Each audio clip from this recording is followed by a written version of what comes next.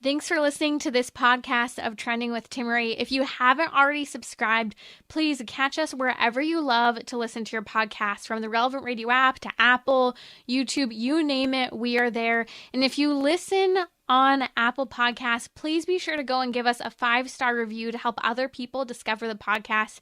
Anything you share in terms of episodes, whether it's texting it to a friend, posting on social media, helps to build up the kingdom for God, to help confront the challenging issues we face as a culture, but with joy, with hope, and with an eternal perspective where our faith collides with everyday life, bringing eternal principles to help us live our life joyfully.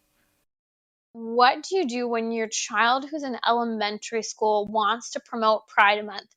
Woo, this is an important topic. We're coming up on June, just days away.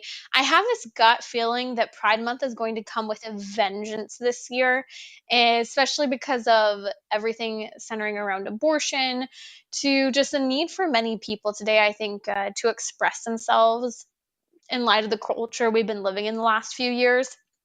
And the loudest voices will be rather loud, and many of those are in the LGBTQ camp today. So what do you do when your kid has been influenced by this and wants to promote Pride Month?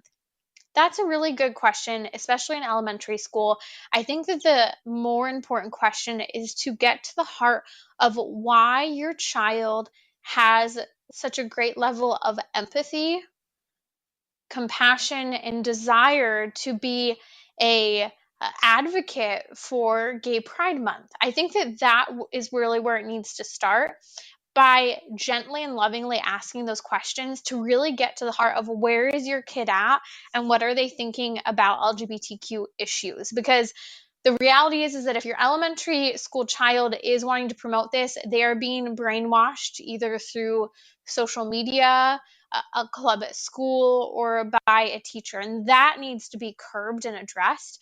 Warning, Pinterest, TikTok, Instagram, all of those are huge risk factors, along with many shows today. As we know, Disney's come out, they made it very clear they're intentionally incorporating transgender, gay, bisexual elements into all of their shows. So get to the heart of what are they being exposed to, number one. Two, where is that soft spot? Remember, children are incredibly empathetic in many ways. Sometimes they're not empathetic as well, but children do have a very high level of empathy. And so what is it that they're empathizing with, and how can we speak to that? And perhaps you want help guiding and navigating that level of where their empathy and desire to promote the Pride Month is. I'd be happy to take that question. But I think, again, it really starts with where are they thinking on this?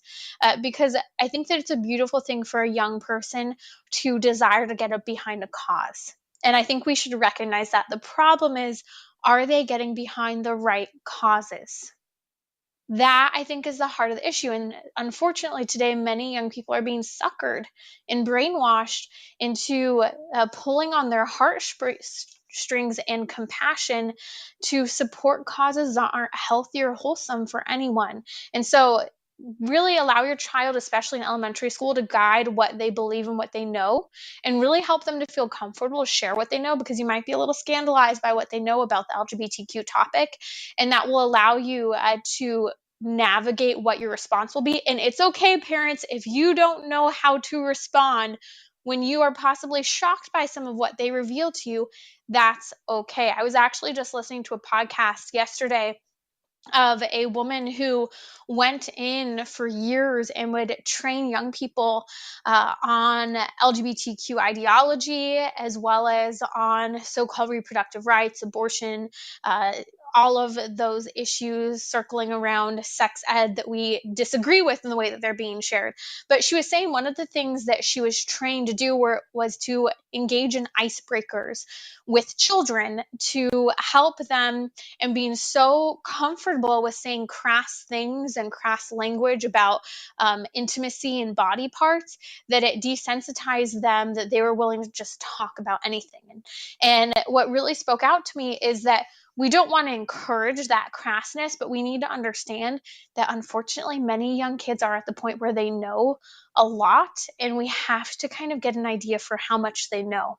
And so working with your kid to feel comfortable to share what they've heard, hopefully before you even have to pry, they're going to come to you with that. But establishing that bond and that connection, that clarity and trust with your child to come to you to maybe ask and answer those questions would be a really helpful place to start on this issue. Because again, if a child in elementary school is promoting Pride Month, they may know a lot, they may know a little, and we need to get to where they're at. And I'd love to take more on this question. If you want to share more of what your kids like, I'd like to hear more of your story, Diana. This was a great question on Instagram.